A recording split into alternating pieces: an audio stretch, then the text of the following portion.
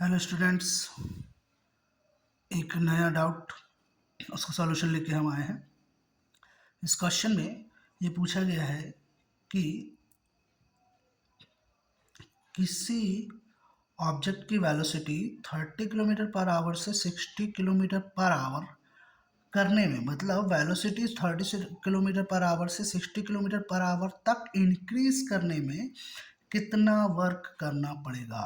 What work we have to done to increase the velocity of a car from 30 kilometre per hour to 60 kilometre per hour. अब देखिए, in general work जो होता है वो होता है work is equal to force into distance. यहाँ पर डिस्टेंस निकालने का कोई भी तरीका हमें समझ में आ नहीं रहा है, और है भी तो थोड़ा सा टफ है, इसलिए मैं आपको टफ ना बताते हुए इजी बताऊंगा। जो भी वर्क डन हम करते हैं, उस वर्क डन को करने के लिए हमें क्या चाहिए होती है, एनर्जी। तो हम वर्क डन करके किसी भी ऑब्जेक्ट की एनर्जी पे चेंज करते हैं। ठीक है, हमने 30 किलोमीटर की स्पीड को कितना कर दिया, 60 किलोमीटर पर आवर, मतलब हमने उस कार की काइनेटिक एनर्जी में चेंज कर दिया। उस कार की काइनेटिक एनर्जी को फाइंड आउट यदि हम कर लें तो कितना वर्क हमने किया है वो हमें पता चल जाएगा। क्लियर? तो इस क्वेश्चन का कॉन्सेप्ट सीधा सीधा रिलेशन बताता है वर्क और चेंज इन एनर्जी। सो पहला कॉन्सेप्ट है इस क्वेश्चन का, work done is equal to change in energy. अब इस क्वेश्चन में वेलोसिटी चेंज हो रही है, मतलब कौन सी एनर्जी चेंज हो रही है, काइनेटिक एनर्जी, क्योंकि काइनेटिक एनर्जी सीधा सीधा किससे रिलेशन रखती है, वेलोसिटी से। क्लियर? अब यहाँ पर हम देखें कि इनिशियल वेलोसिटी है हमारी 30 kilometre per hour, so we have to convert it in metre per second. So 30 into 5/18, मैंने आपको बताया है क्लास में भी कि किलोमीटर पर आवर से मीटर पर सेकंड में कन्वर्ट करने के लिए 5/18 से हम मल्टीप्लाई कर देते हैं। तो 3 6 जा 18, 3 10, तो ये आएगा आपका 50 डिवाइडेड बाय 6 मीटर पर सेकंड। इसको और ज़्यादा हम डिवाइड कर लें तो 2 3 जा 6, 2 2 25, ये आ जाएगा 25/3 मीटर पर सेकंड। और इसी तरह फाइनल वेलोसिटी क्या है हमारी, 60 किलोमीटर पर आवर। तो ये हो जाएगा 60 इंटू 5/18, तो ये आ जाएगा हमारा 6 3 जा 18 एंड 6 10 जा 60, तो 50/3 मीटर पर सेकंड। ये तो हो गया हमारा conversion. Now, what is the mass of car? That is 1500 kg. kg already SI unit है, इसलिए इसे कन्वर्ट करने की कोई ज़रूरत हमें नहीं है। अब हमारे पास ये कॉन्सेप्ट मैंने आपको बता ही दिया कि work done is equal to change in energy. अब यहाँ पर कौन सी एनर्जी है, काइनेटिक एनर्जी। तो देखिए, काइनेटिक एनर्जी का फॉर्मूला क्या होता है, पहले तो हम वो समझ लें, 1/2 m into V square, mass into velocity का स्क्वायर।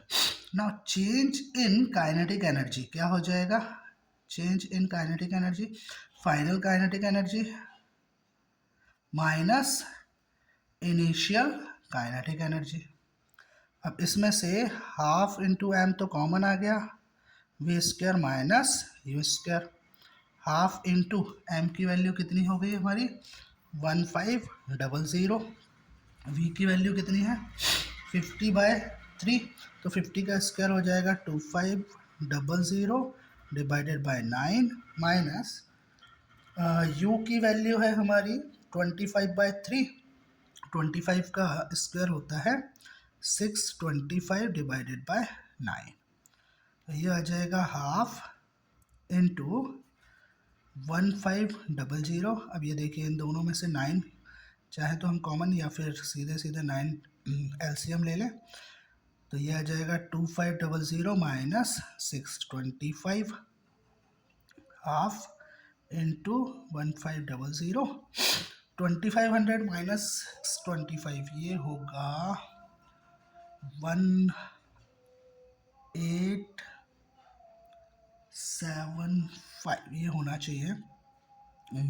500 125 तो 1875 डिवाइडेड बाय 9।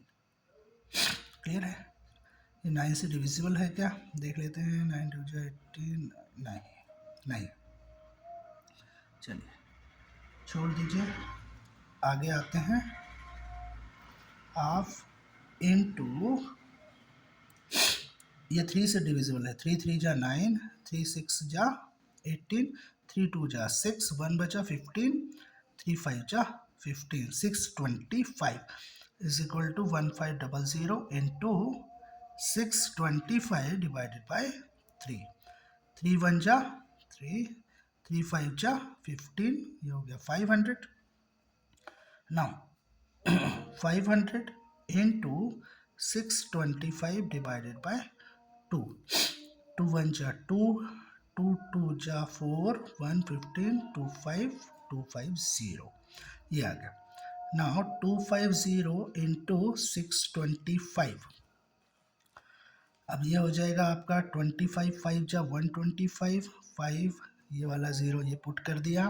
25 5 जा 125, 5 12 कैरी फॉरवर्ड, 25 2 जा 50 प्लस 12 62 2 6 कैरी फॉरवर्ड, 25 6 जा 150 प्लस 6 156।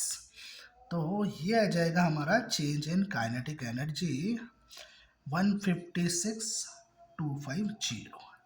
और मैंने ऊपर ही आपको लिख दिया है work done is equal to change in energy. So directly हम आंसर पुट करेंगे। Answer the work done is equal to 156,250 joule. Clear? Joule is the SI unit of work. और डाउट पूछते रहिए, आप लोगों के डाउट क्लियर करते रहेंगे। पढ़ाई करिए, आगे बढ़िए।